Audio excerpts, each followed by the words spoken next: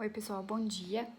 Eu peço desculpas pelo mau jeito, mas é que eu não tenho muita noção de coisas tecnológicas assim, mas a gente vai tentar dar um jeitinho para que vocês pelo menos não percam as nossas aulas teóricas aí durante esse período difícil. Se tudo der certo, pelo menos alguma coisa das nossas práticas a gente ainda consegue ver no dia a dia. E essa aula que eu vou falar agora é a aula que a gente mais vê e a aula que vocês puderam ver nessas 2 semanas que a gente teve junto lá no ambulatório. Então, assim, é uma aula que é parecida com a que eu dei para vocês no 7º período, mas eu coloco algumas coisinhas a mais que eu acho que é importante agora para vocês no internato. Então, assim, uma coisa que a gente não pode esquecer é que a vigilância do desenvolvimento é um processo de avaliação que deve ser realizado em toda a consulta pediátrica. Então, assim, toda vez que a criança for no pediatra, tem que ser avaliado o desenvolvimento dela e não só pesar e medir, como a maioria das vezes é feito. O que acontece é o seguinte, a avaliação do desenvolvimento não é uma avaliação neurologista, porque não é o neurologista que vai estar todo dia com a criança, não é ele que vai estar lá na linha de frente, não é ele que vai estar vendo o que vai estar acontecendo com essa criança. Quem vai estar vendo essa criança, pelo menos no primeiro ano de vida lá, todo mês, é o pediatra. Então, se ele não pensar que essa criança está atrasando, se ele não pensar que pode ter alguma coisa errada com essa criança, o neurologista não vai saber o que está acontecendo. Então, o neurologista só vai saber se o pediatra acompanhar. Então, assim, precisa ver, é lei, é obrigatório, toda consulta a gente tem que prestar atenção nessa parte do desenvolvimento, independente de puericultura de alto ou baixo risco. Então, assim, em geral, as mães acabam sendo às vezes exageradas, são preocupadas demais, e às vezes a gente tende a achar que é tudo bobagem, mas uma coisa que eu sempre falo, a gente tá com essa criança uma vez por mês, ali, meia hora, 1 hora, durante a consulta. Escuta o que essa mãe tá falando. Essa mãe tá com essa criança todos os dias. Dá uma olhadinha o risco que ela está exposta, como que é a condição socioeconômica, então como que foi o pré-natal dessa mãe. Se essa mãe fez meia consulta de pré-natal, ela não vai ter um cuidado tão importante assim com essa criança. Então olha como que foi o pré-natal, olha quantas pessoas tem na casa, olha se não mora tio, papagaio, passarinho, vizinho, todo mundo junto. O vizinho não, né, que senão o vizinho estaria na casa do lado. Os primeiros anos de vida são os mais importantes, pela neurogênese. Então, hoje a gente sabe que o crescimento axonal e dendrítico durante os primeiros 2, 3 anos de vida são absurdos. Então, tudo que a gente puder estimular nessa criança durante esses 2, 3 primeiros anos é muito importante para o desenvolvimento.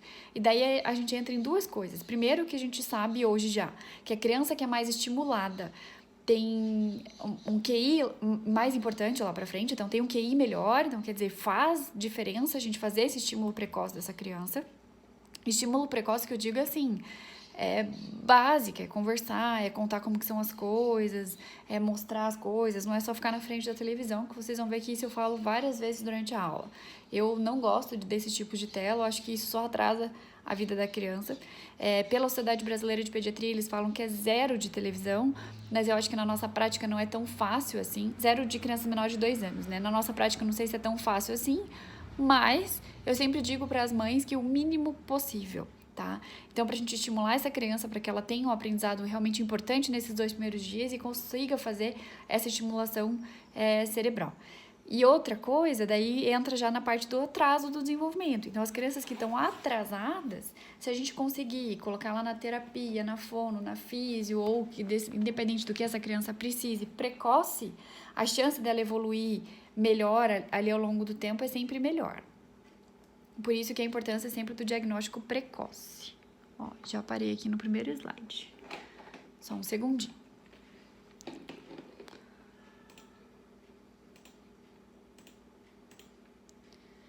Então, o que a gente estava falando é lei. Então, ali desde 2017, eu brinco que está na Globo, é verdade, né?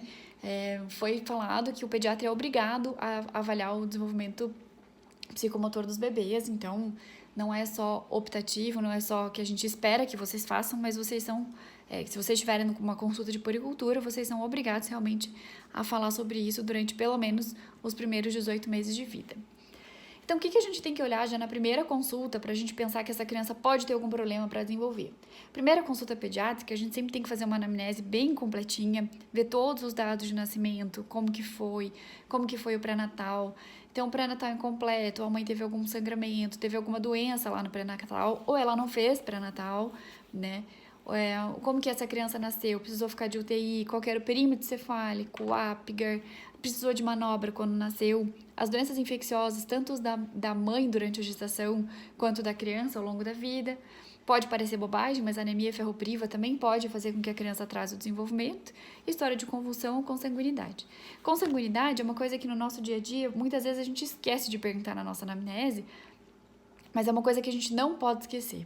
A hora que a gente fala de consanguinidade, para atraso do desenvolvimento especificamente, a gente pensa daí que pode estar mais associado a doenças genéticas, então é uma coisa que não dá para a gente esquecer numa anamnese de criança pequenininha lá, pediátrica, se tem algum risco aumentado aí de algumas outras doenças. Então, e a gente tem que olhar as condições socioambientais dessa criança. Claro que é muito fácil para uma mãe que tem alguém que cozinhe, passe, lave a casa dela, ficar com a criança durante o dia, estimular, cantar, fazer atividades, e uma mãe que tem que dar conta de tudo, mais 3 filhos dentro de casa. Então, isso faz diferença, a maioria parte das vezes, no desenvolvimento da criança. Então, não só condições patológicas que podem atrasar esse desenvolvimento, mas também condições de estímulo dessa criança.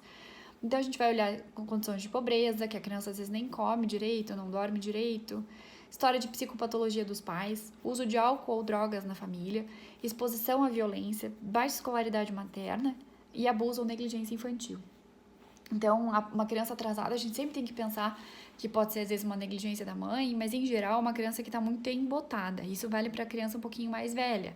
Para a criança menor, não é tanto, mas você vê que, às vezes, a criança fica mais irritada no colo da mãe. Então, tem alguns outros sinais que a gente pode ver, que não vem ao caso agora dessa aula, mas é umas coisas que a gente sempre tem que prestar atenção.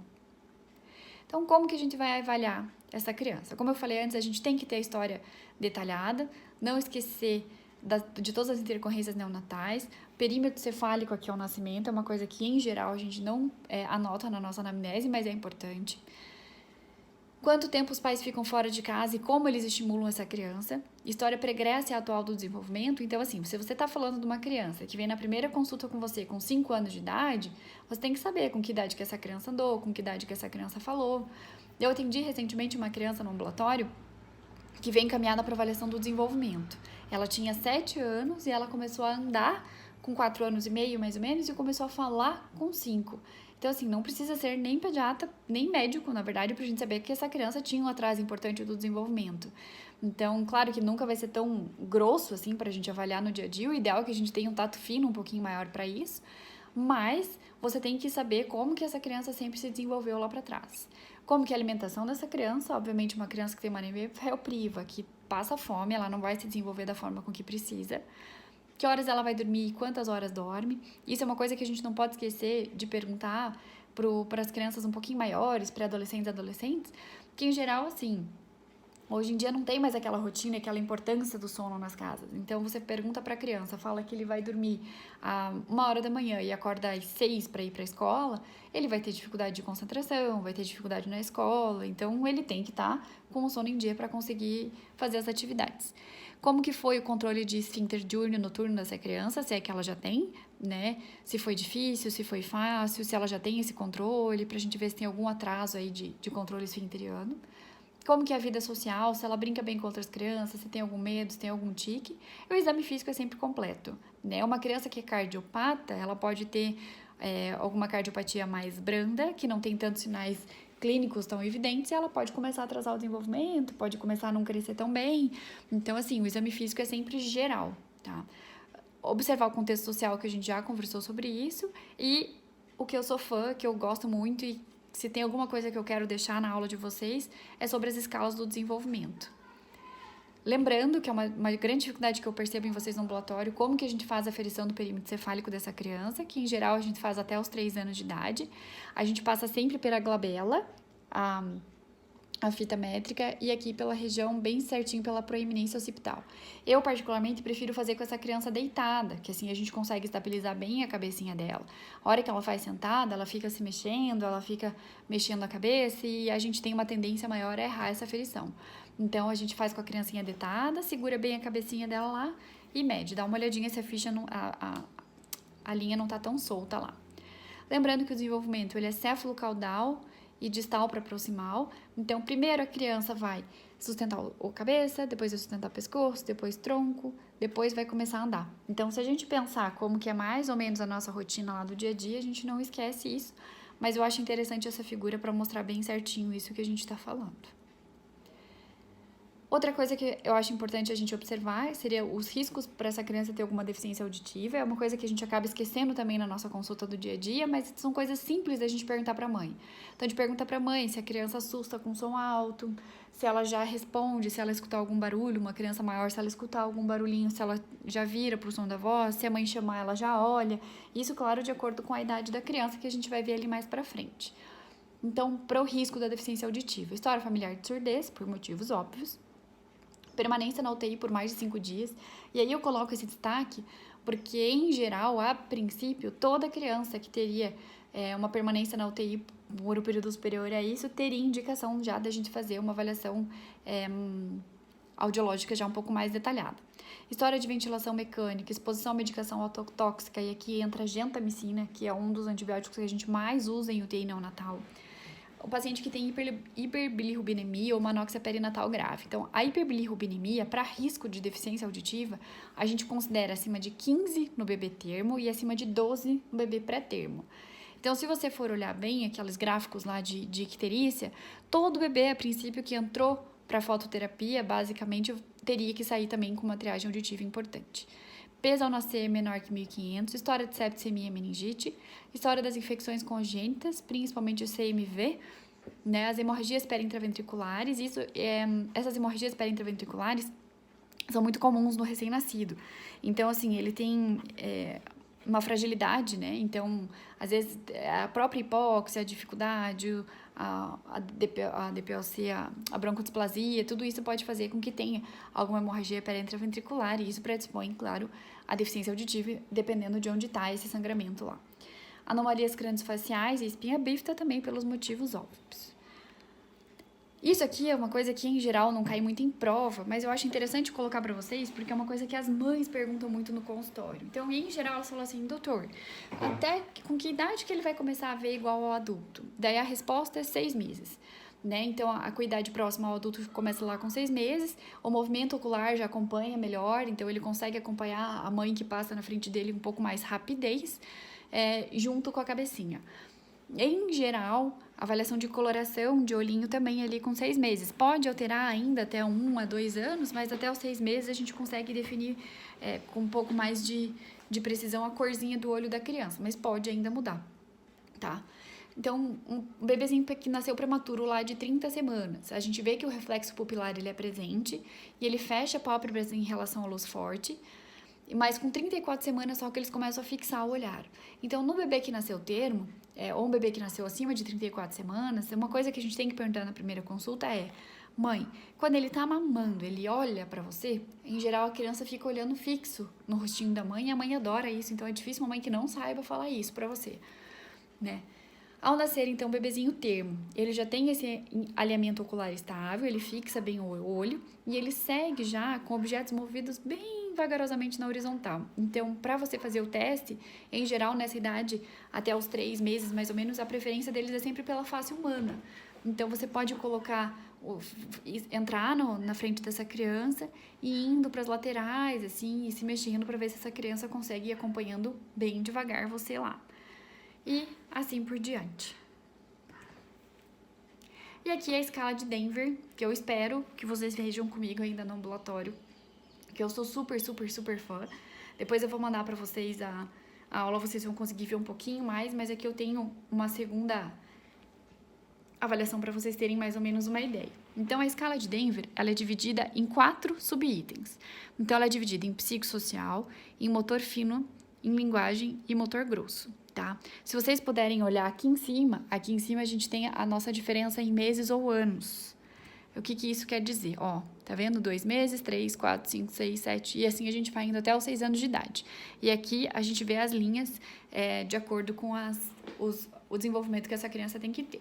Então, por exemplo, uma criança de 6 meses, a gente faz um traçado aqui, tudo que tá para trás, a princípio seria obrigatório ela fazer. Tá? Então, aqui com 6 meses, come sozinho. Então, quer dizer, a criança já engole o que você vai dando para ela. Ela já deveria, mas não é obrigatório, porque não tá lá para trás. Oh, meu Deus. O que eles querem dizer é o seguinte: quando começa o quadradinho, quer dizer que 25% dessas crianças fazem. Quando termina a primeira parte do quadrado, quer dizer que 75% das crianças fazem, a hora que acaba 90%. Então, se é uma criança que está nessa partinha aqui azulzinha e ela ainda não faz, a gente fala que é uma reprovação questionável. Quer dizer, ela deveria fazer, mas ela ainda não é obrigada a fazer isso. A partir do momento que passou o quadradinho lá para trás, aí sim ela é obrigada. Essa escala de Denver, ela não é uma escala fácil, não é uma escala difícil de fazer, ela é meio autoexplicativa, mas tem, às vezes, um guiazinho da Unifesp que eu posso até ver para mandar para vocês junto com a aula, que ele ensina mais ou menos como que você faz. Eu acho ela interessante porque além de você conseguir fazer uma triagem, lembrando que ela não é diagnóstico de atraso, você faz uma triagem do atraso ou não dessa criança, você consegue mais ou menos explicar para essa mãe o que ela pode deixar essa criança fazer para ir estimulando. Então, por exemplo, uma criança de 9 meses, ela pode começar a beber em uma xícara ou num copo, tá? Ela é obrigada a fazer isso, a princípio, primeiro aqui, a primeira linha com 15 meses e a segunda linha com 17. Então, ela tem que beber no copo a partir de 17 meses, é obrigatório. Se ela não beber no copo até essa idade, a gente fala que ela tá com um dos atrasos da parte psicossocial aqui, tá? Então, se a mãe chega lá com 2 anos e você fala assim, mãe, ele bebe no copo? Eu nunca dei. Então, assim, a gente, com o Denver, a gente vai orientando essa mãe o que ela pode ir fazendo. Mãe, ela já dá tchauzinho? Nunca tentei. Então, faz ela tentar dar tchau. Ela já bebe no copo? Nunca tentei. Então, assim, a gente vai orientando essa mãe o que ela pode ir fazendo. Para a gente considerar um atraso global do desenvolvimento, a criança teria que ter 2 ou mais reprovações em 2 ou mais áreas. Digamos que a criança passa em tudo, mas ela reprova em 2 partes da linguagem aqui, por exemplo. Aí a gente fala que ela tem um atraso, a princípio, da linguagem e encaminha essa criança para o neurologista para fazer uma avaliação um pouco mais detalhada, tá?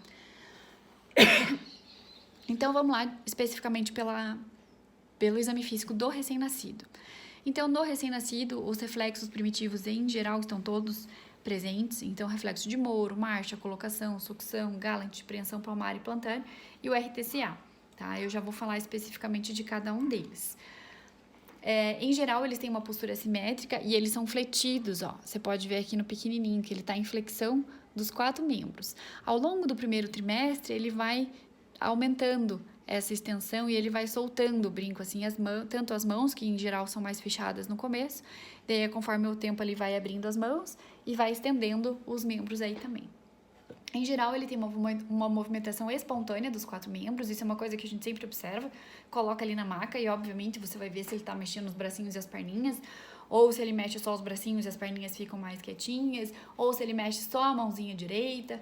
Então, uma coisa que sempre preocupa é a alteração de lado, né? Então, o lado direito mexe muito mais que o esquerdo, e a gente pensa que pode ser alguma coisa de sistema nervoso central.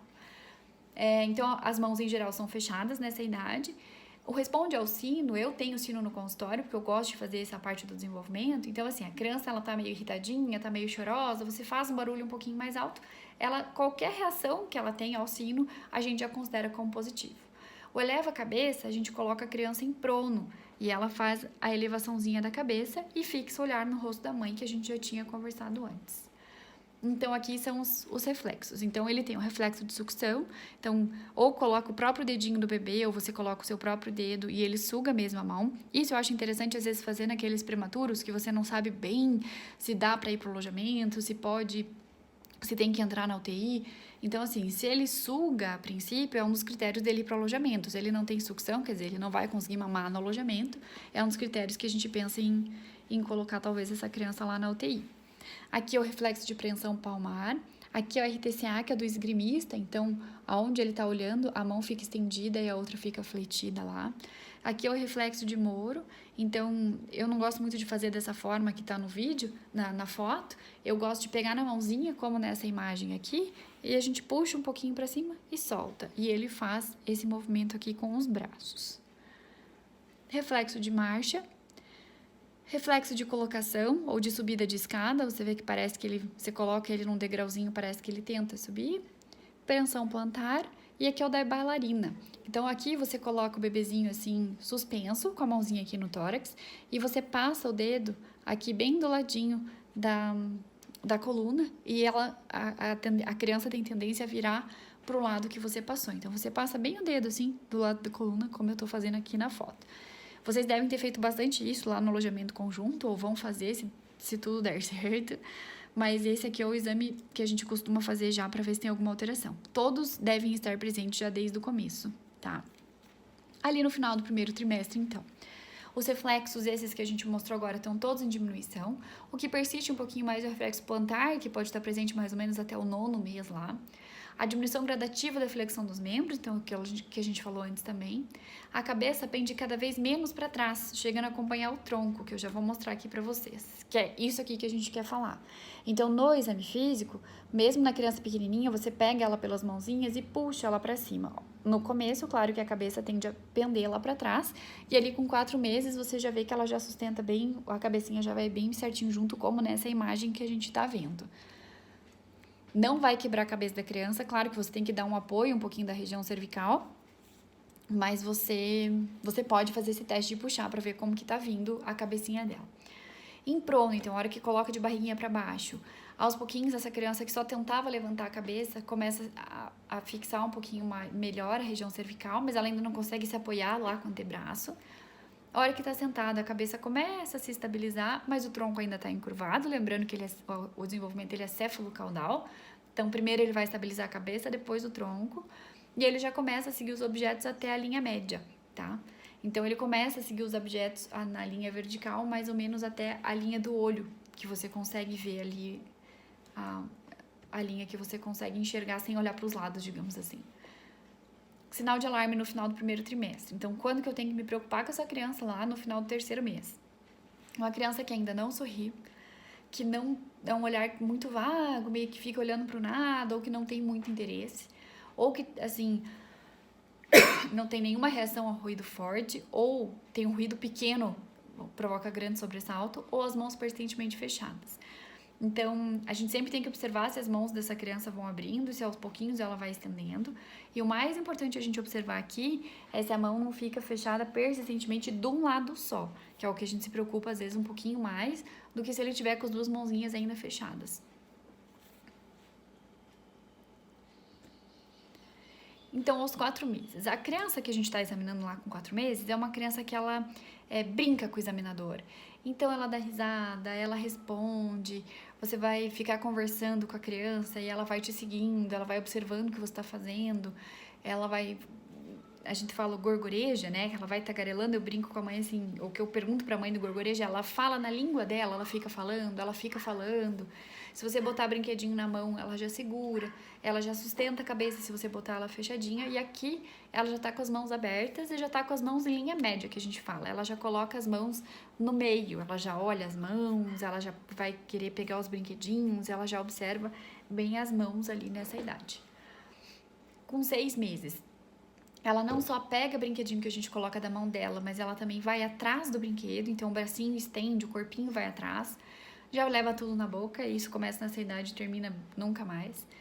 Já vai na direção do brinquedinho, se chamar, ele já olha. Então, falando lá da alteração auditiva, isso aqui é uma coisa que a gente tem que prestar atenção. Com 6 meses, a princípio, a criança já tem que responder ao chamado. Então, se você chamar a criança, ele já tem que pelo menos tentar te procurar. A cabeça e o tronco são elevados em prono, então aqui que a gente estava falando, ó, é uma criança que já tem um apoio mais estável do antebraço, já rola e ele já fica sentado com apoio. A hora que a gente fala sentado com apoio, é isso aqui que eu quero falar, tá? As mãozinhas estão apoiando a criança lá, não é aquele monte de travesseiro em volta, isso não é apoio para sentar, tá? No final do 2º trimestre, então lá com 6 meses, é uma criança que não vira a cabeça para tentar pelo menos localizar os sons. É uma criança muito hipertônica, então ela fica com as perninhas mais esticadinha, mais durinha. Ou ela tem uma hipotonia do eixo axial, controle deficiente da cabeça. Então, a gente falou que a cabeça tem que estar sustentada mais ou menos ali com 4 meses. Não é obrigatório ela sentar, mas ela já tem que estar mais ou menos nessa postura, sabe? Então, se é uma criança que você coloca sentadinha, ela ainda fica muito largadinha, assim, a gente se preocupa um pouquinho. A criança é exageradamente lenta e sem interesse. Aqui eu sempre brinco com as mães, que as mães sempre chegam e falam assim, eu não aguento mais essa criança, meu Deus, ele é muito desesperado, ele fala atazanado. Eu falo assim, isso é o que a gente gosta de ouvir. Uma criança que, ele é muito bonzinho, ele é muito quietinho, essa é a criança que a gente preocupa um pouco. Qualquer movimento brusco do tipo descarga motora, e também por motivos óbvios. Uma criança que não interage ou tem falta de reação a qualquer tipo de som. Então, aquilo que a gente falou, lá com 3 meses a criança começa a interagir, com 6 meses é o auge da interação que a gente tem com essa criança durante a consulta e que a mãe tem com ele no dia a dia. Então, uma criança que não dá risadinha, que não vai atrás da mãe, que não tem essa vontade de interação, ali no final do 6º mês a gente já se preocupa. Com 7 meses, sim, essa criança tem que estar sentada, então esse é o senta sem apoio. E aqui ela já acha os pezinhos, então ela bota o pé na boca, ela fica brincando, eles têm uma elasticidade aumentada, então eles gostam de brincar bastante com os pezinhos. Aos 9 meses, eles brincam de cadê? É exatamente isso que a gente pergunta pra mãe, fala, mãe, ele brinca de cadê? Cadê? A mãe dá risada, ele adora. Ele já muda objeto de uma mão para outra e faz um movimento de pinça. Em geral, a pinça é uma coisa que a gente tem que olhar no consultório, não dá pra gente perguntar pra mãe, porque ela não observou isso no dia a dia. Então, você pega alguns objetos pequenos e dê para essa criança pegar. Então, se você der uma caneta, ela não vai conseguir pegar assim, que é como uma criança menor faz. Ela vai ter que pegar com o polegar. Claro que ela não vai segurar com essa destreza, mas você vai ver que ela vai assim e daí ela fecha a mão. Então, a gente tem que observar se ela consegue fazer esse movimento, que é o movimento de pinça. Isso cai muito em prova de residência nessa idade. Então, 9 meses, não esquecer do movimento de pinça. A criança já fala de sílabos, então ela fala o mamá, o papá, o dadá, não necessariamente com sentido nessa idade ainda. Ela já pode engatinhar, lembrando que o engatinhar não é obrigatório no desenvolvimento, então se a criança nunca engatinhou, isso não é problema. A criança já dá um jeito da mãe entender o que ela quer, não necessariamente apontando é um pouquinho mais velha, mas ela já tem que mostrar mais ou menos o que ela tem, o que ela quer, imita os sons da fala e já senta sozinha. Então, a partir do momento que ela tá deitada, quando você vê ela tá sentadinha lá, e essa é uma idade que é a idade da queda, que daí eles começam a sentar e daí não nada mais segura eles. Então, a gente sempre tem que ir orientando a mãe com risco de queda, risco de nunca deixar a criança sozinha, isso é sempre muito importante, mas isso a gente vai falar melhor lá em outra aula. Aos 9 meses, uma criança que não senta, a mão continua fechada, veja que nós estamos falando da mão fechada de novo, não tem a pinça, não consegue localizar o som, não balbucia ou não sorri muito, não gosta do jogo do cadê ou ela é mais hipotônico, aí é uma criança que a gente se preocupa lá com os 9 meses. Com 12 meses, eu falo que aqui, para vocês não esquecerem, lembrem do aniversarinho de crianças de 1 ano que vocês vão. Então, tem criança que tá no colo e tem criança que tá andandinho no chão, mas ela pode estar no colo, isso sem significar atraso no desenvolvimento. Então, não é obrigatório a criança andar com 1 ano de idade, mas é perto daí. Ela já tem que ficar em pé com apoio, em geral ela já tá começando a querer dar uns passinhos, e ela já é bem firminha, mas não necessariamente ela anda. Ela já imita alguns gestos, então ela pega o controle e finge que vai ligar a TV, ela pega o celular da mãe e finge que vai falar, já bate palminha, já dá tchauzinho. Aí aqui, as dissílabas que ela falava lá com 9 meses começam a ter alguma especificidade e o reflexo do paraquedista é presente. O reflexo do paraquedista, como que eu vou conseguir explicar para vocês? Você pega a criança no colo e finge que vai derrubar ela na maca. Você pega assim por debaixo dos ombrinhos e pega como se você fosse derrubar ela na maca, e daí ela vai colocar a mãozinha na frente como proteção para não cair e bater a cabecinha. Esse é o reflexo do paraquedista que tem que estar presente lá com 12 meses de idade. No primeiro aniversário, então, uma criança que não tem muita sinergia dos pés e mãos, a criança que é muito parada, muito momificada, que tem algum tipo de movimentos anormais, é uma criança psiquicamente inerte ou irritada, não sorri muito, ou ela não fala ainda sílabas, ou é uma criança que balbuciava e parou de balbuciar. Com 1 ano e 3 meses aqui sim, é uma criança que já tem que estar andando sem apoio, já fala pelo menos uma palavra, coloca bloquinho dentro de copo, então isso aí a gente consegue até testar no consultório, e executa alguns gestos a pedidos. Então a mãe fala assim, filho, vem aqui, aí ele vem, filho, dá um beijo na mamãe, e ele vai lá e dá um beijo. Então, é esse tipo de pedido que a gente tende a falar com a criança. A palavra não vale assim, mamãe, papai, dadá, uau, vovó, essas a gente não conta como palavra, ou o nome de alguém que mora dentro de casa. Então, assim, cissa, essas coisas assim não contam. Então, qualquer outra palavra que não seja nada disso, a gente já começa a contar como as palavras. Aos 18 meses, é uma criança que já rabisca, e é aqui que a gente tá falando. Se você não sabe disso, a mãe, às vezes, com 1 ano e 6 meses lá, ela não deu nada pra criança rabiscar. Então, você fala pra mãe, dê um giz, dê alguma coisa, só cuidar com olhinho, com caneta, essas coisas, mas dê alguma coisinha pra ela começar a rabiscar. Ela já fala até 3 palavras, ela já anda pra trás. A mãe, às vezes, não prestou atenção se a criança anda pra trás ou não, e daí a gente questiona se ela abre porta. A criança não consegue só puxar a porta como adulto, então ela vai abaixar o trinco e ela vai andandinho lá pra trás, ou porta ou gaveta. Ela já tem que correr, ela continua imitando, então, as atividades, ela já aponta o que ela quer. Lembra que a gente falou lá que a criança menorzinha, ela dava um jeito da mãe entender. Aqui ela tem que apontar com o dedo indicador o que ela tá querendo. E aqui entram as torrezinhas, que a gente tanto fala nas provas de residência. Eu não sei por que eles gostam disso, mas eles gostam das torres de cubos lá das crianças. Com 2 anos, a criança já tem que começar a combinar as palavras. Então, ela vai falar quer água, mamãe não. Então, esse tipo de coisa ela já tem que começar lá com 2 anos de idade. Já tira a roupa, ou pelo menos uma peça de roupa. Já usa colher e garfo, não precisa fazer... pode ser que não faça bagunça, que derrube um pouco das coisas, mas ela tem que usar a colher. Ela já aponta pelo menos 6 partes do corpo. A fala, a gente já consegue mais ou menos entender pelo menos metade do que essa criança fala. E isso não vale para pai e mãe, porque em geral eles estão juntos sempre com a criança, então o pai e a mãe sempre vão entender. A torre daqui já é de 3 cubos, aponta 2 figuras, então se vocês olharem atrás da escala de Denver, ele tem 5 figurinhas. Então tem o cachorro, tem o passarinho, tem o homem, então você vai mostrar. Você não pode falar uau, miau, você vai falar onde está o cachorro, onde está o gato, e ele aponta qual é a figura lá. Já chuta e arremessa a bola. Então, para você pensar, uma criança, para ela ter a coordenação motora, para conseguir estar de pé, correndo e chutar a bola, é uma coisa muito mais uma parte motora um pouco mais detalhada lá, um pouco mais importante. E assim por diante, tá? Com 3 anos, o que é importante é que ela já tem que começar a conhecer as cores. Então, pelo menos uma cor lá com 3 anos de idade ele tem que saber.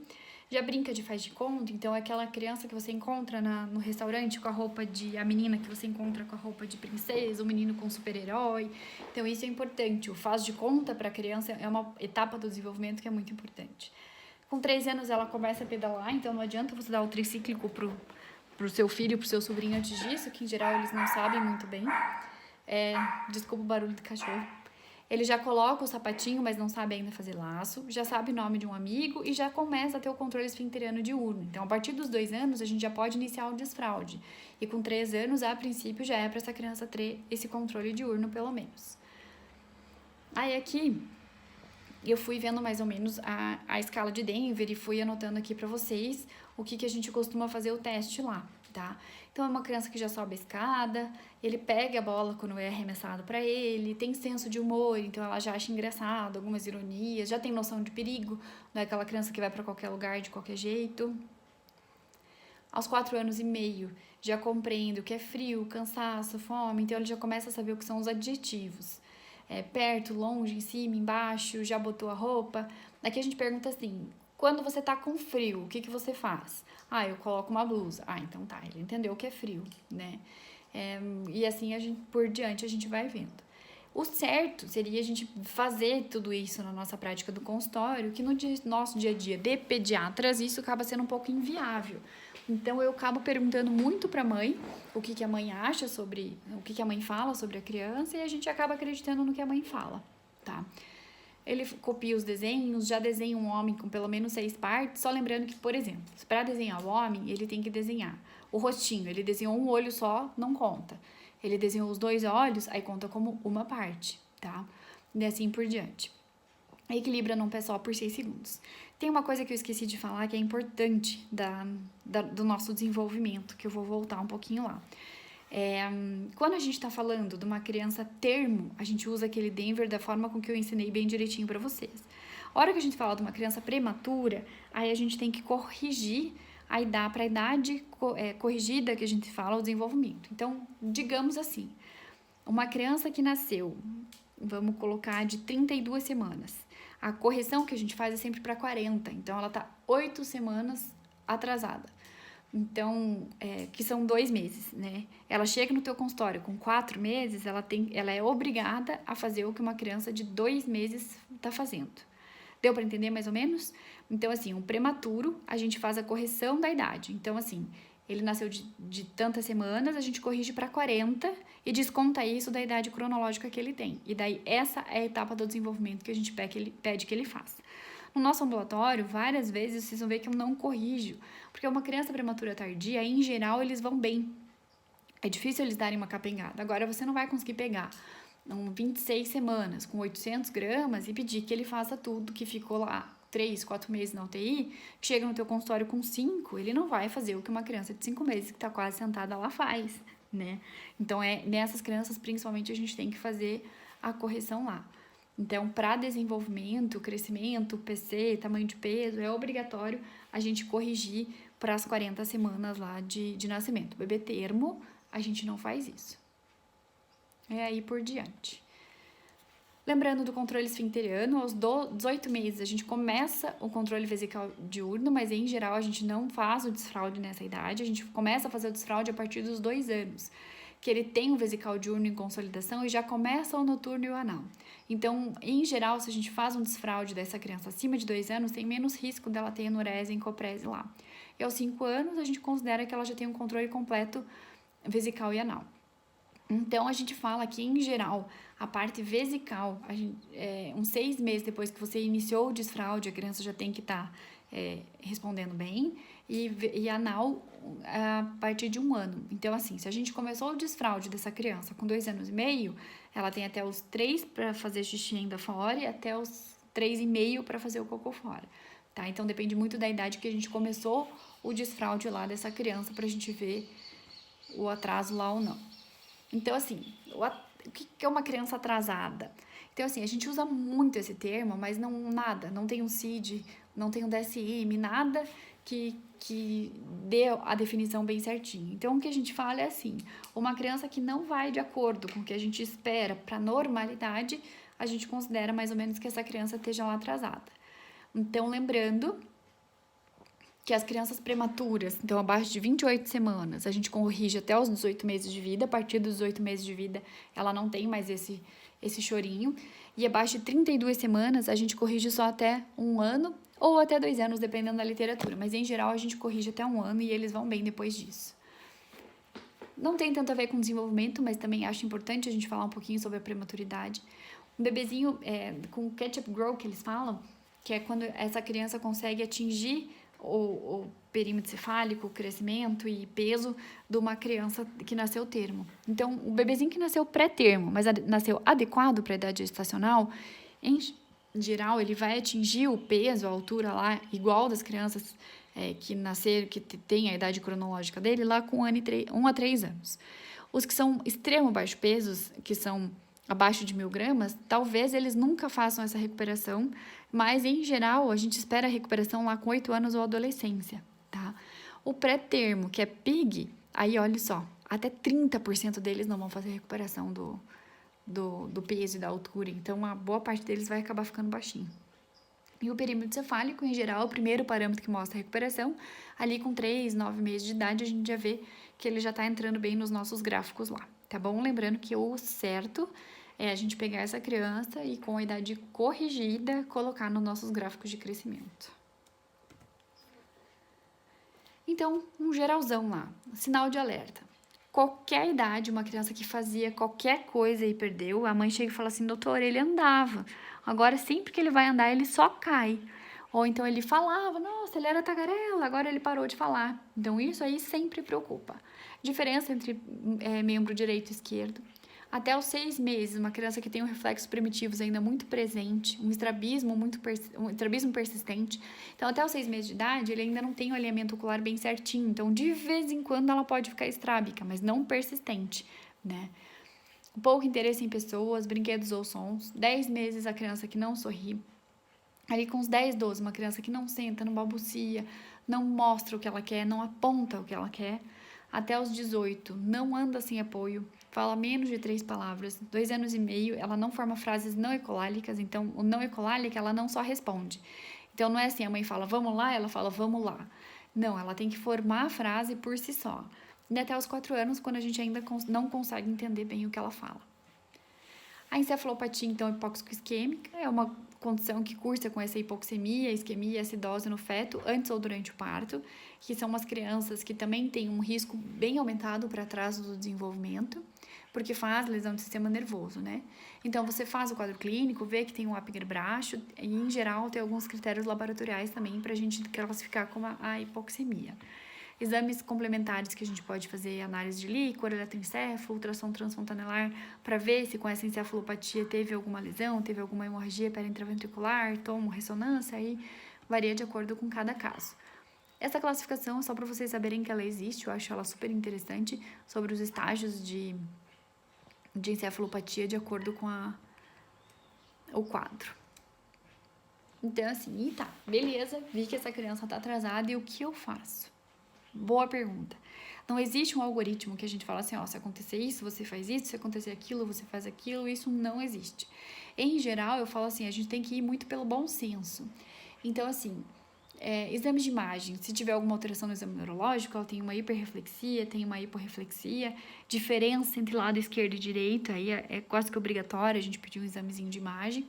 Eletroencefalograma, então uma criança que é muito molinha, às vezes pode ter crises convulsivas subclínicas que podem estar fazendo com que essa criança atrase, então o eletroencefalo às vezes é interessante a gente pedir. Se é uma criança toda atrasada, a gente pensa em erro inato do metabolismo, algumas doenças genéticas. Sempre observar o teste do pezinho, que fala, ele vê sobre hipotireoidismo congênito, ele vê mais um monte de coisa que pode fazer atraso lá do desenvolvimento. Anemia ferropriva, as torches HIV, TSH, em geral, mesmo com o teste do pezinho, se a criança é muito atrasada, entra no nosso protocolo. E assim a gente vai indo. Lembrar que dependendo de onde você estiver, você vai demorar às vezes 6 meses, 1 ano para conseguir consulta com o neurologista. Então, não esperem, tá? A criança não tá falando muito, ela não balbucia, ela não responde. Pede um examezinho da audição, né? Vá se antecipando a isso, não espere só um neurologista. Obviamente, encaminha, mas não fique esperando sentado essa avaliação que vai demorar para conseguir. Tem um atraso motor, vai para físio. Tem um atraso motor fino, aí a gente pensa às vezes até numa terapeuta ocupacional. A gente não sabe se está escutando. A fono, em geral, muito precoce, a gente não resolve muita coisa, mas a gente já faz os exames de audição para ver como que tá. Então, assim, vamos tentando ver o que a gente consegue resolver por essa criança até que ela consiga lá a consulta especializada com o próprio neurologista. Então, se a gente achar alguma doença, a gente trata a doença de base, né? Então, é uma anemia ferropriva que estava causando tudo isso, a gente dá, obviamente, ferro para essa criança. E o atendimento das crianças com atraso no desenvolvimento, ele é sempre multidisciplinar. Então, entra físio, entra fono, entra TO, entra psicóloga, né? Porque essa mãe fica para cima e para baixo com essa criança. Entra otorrino, às vezes, para fazer as avaliações da audição ou alguma outra coisa que possa estar atrapalhando lá o desenvolvimento dessa criança, certo? Essa tabelinha eu acho interessante, é uma tabelinha da sociedade que diz mais ou menos os desenvolvimentos lá das crianças de acordo com a idade. Eu coloquei aqui para vocês, só para vocês terem mais ou menos um resumão de tudo que a gente falou agora. E não esqueçam que isso cai muito em prova de residência. Então, essa tabelinha dos marcos de desenvolvimento, em geral, vocês têm que saber.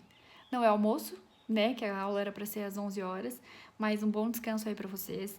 Deem uma estudada no desenvolvimento da criança. Aproveitem o período de folga de vocês, façam nada, descansam e estudem, tá? Não é todo mundo que consegue um período de folga assim, focando nas provas de residência lá no final do ano ou no meio do ano que vem para vocês. Beleza, pessoal? Então, eu vou mandar essa aula por e-mail, eu vou conseguir o e-mail de algum do colega de vocês e vou ver se eu consigo achar, eu tenho ele impresso em casa, mas eu vou ver se eu consigo achar online o guia daí do Denver. Ele é grandão, mas é interessante vocês deixarem ele lá para vocês darem uma olhadinha quando precisar. Fechado? Qualquer coisa que precisarem, mandem e-mail, mandem um WhatsApp, que a gente vai conversando. Dá um like e se inscreve aí no canal. Brincadeira. Um bom descanso para vocês.